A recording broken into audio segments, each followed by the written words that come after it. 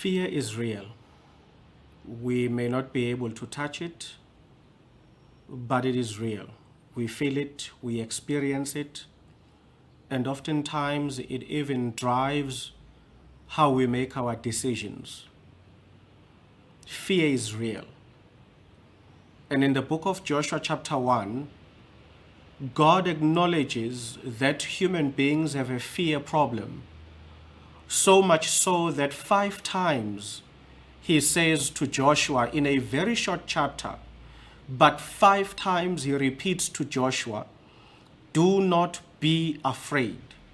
Be of good courage, for I am with you.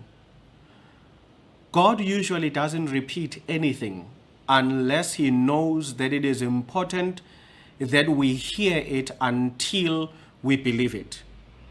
So in this short chapter, God repeats to Joshua 5 times, be of good courage, do not be afraid. And in this short story of Joshua chapter 1, the Bible tells us that Moses is dead.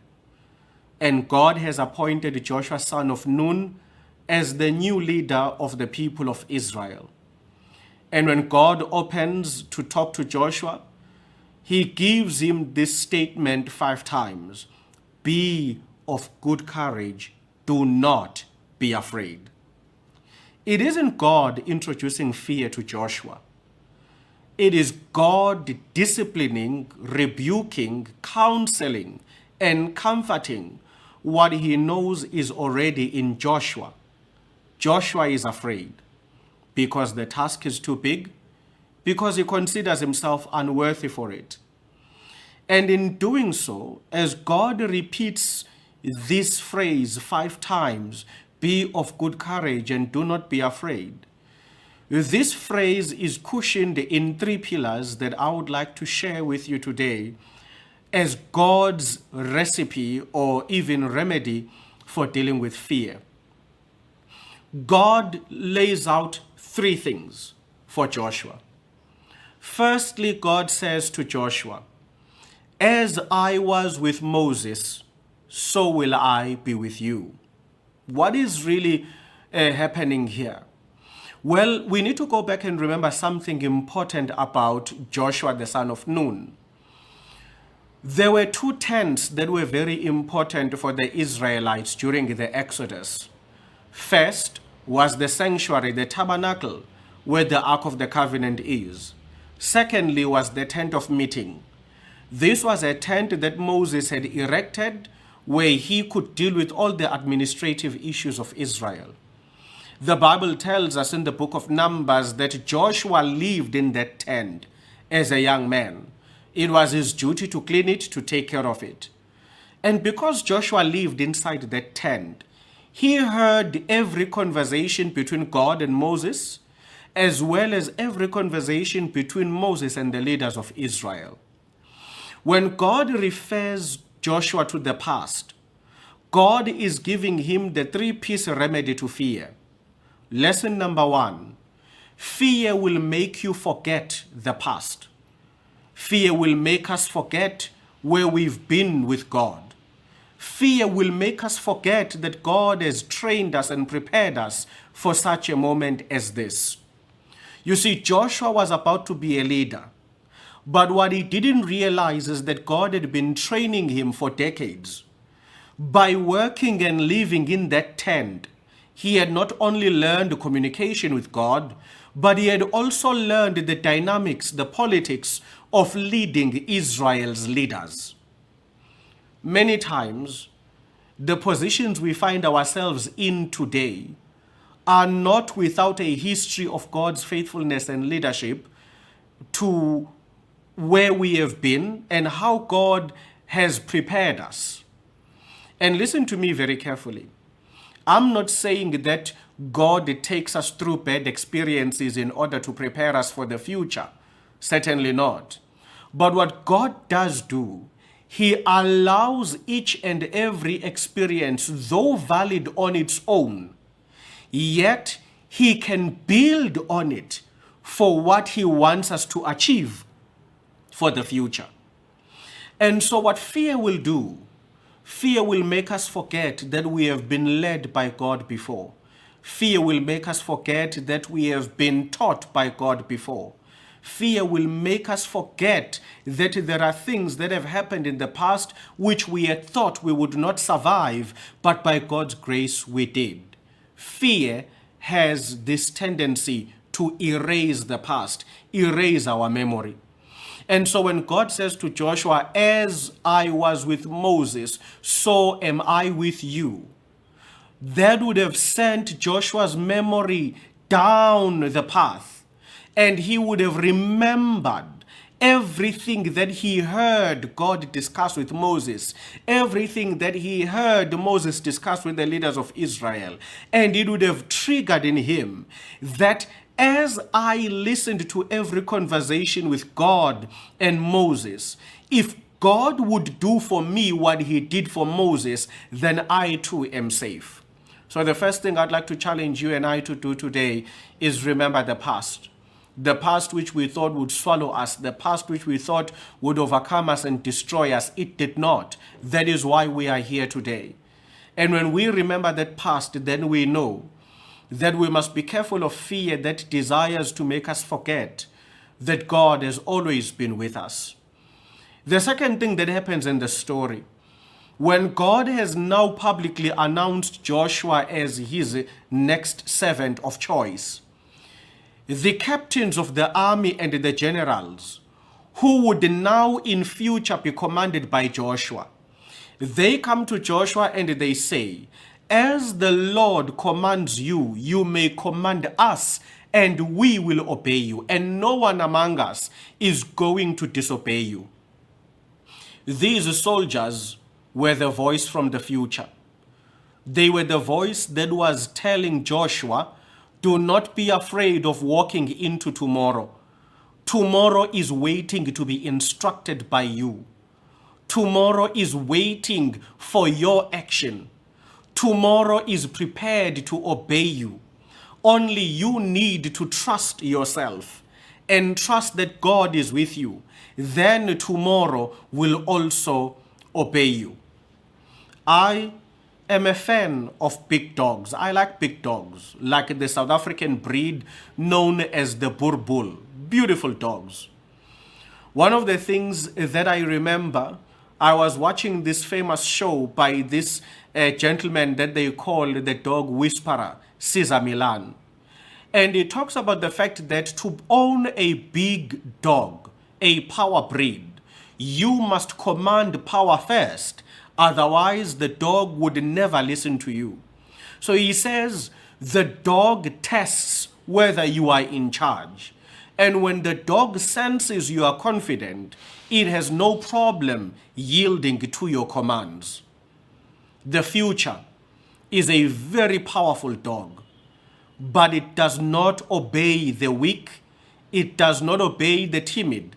It does not obey those who doubt themselves. And so these captains speaking from the future, they say to Joshua, we are ready to be commanded by you. We are ready to go to war at the command of your voice. Only if you yourself are sure that you trust God, the God that leads you. If you are courageous, if you are not afraid, and if you believe and trust that God is on your side, then we will have no problems listening to you. Many of us are intimidated by a future that seems uncertain. May I suggest to you today that we will never command a future that intimidates us. The future needs to know that we are confident, but not confident in our abilities, confident in the God who has promised that he will never leave us nor forsake us. The future is a powerful mastiff of a dog, but you've got to show it that you are in charge. When you pull the leash, the future needs to know that the one pulling the leash is in control and is confident. So, Joshua's fear had now received a voice from the past and a voice from the future.